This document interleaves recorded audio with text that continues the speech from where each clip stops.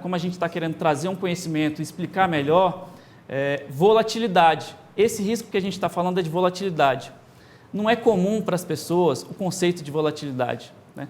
Eu que sou da área de investimento, se alguém falar para mim, Rodrigo, o fundo tal está dando 50 de volatilidade, e o fundo tal está dando 3, eu consigo entender que 50 é muito, 3 é baixo, que 15 é melhor do que 20. Eu consigo ter isso para mim, mas o participante, naturalmente, isso não é do dia a dia das pessoas.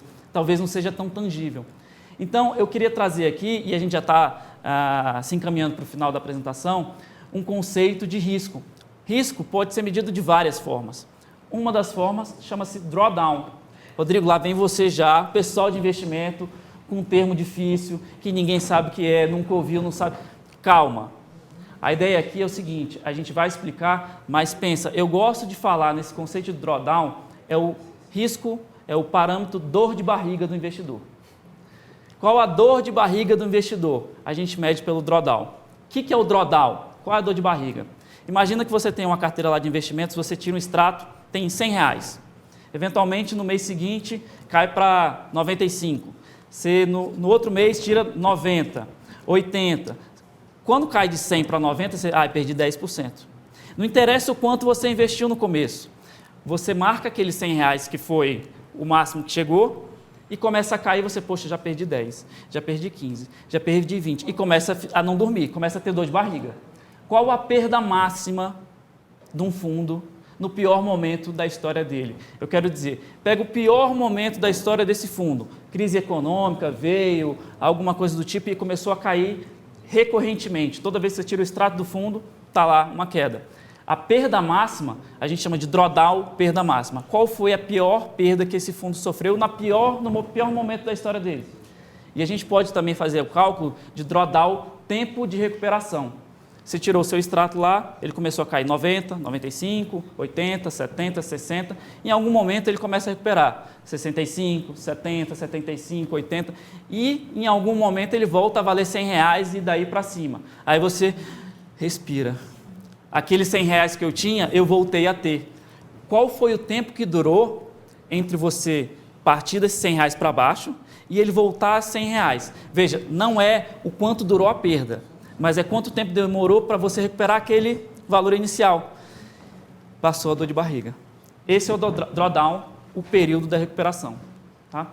Então, quando a gente vai fazer a análise desses dois fundos que tiveram realmente um retorno melhor, o drawdown, perda máxima daquele melhor fundo da indústria, foi de 66%.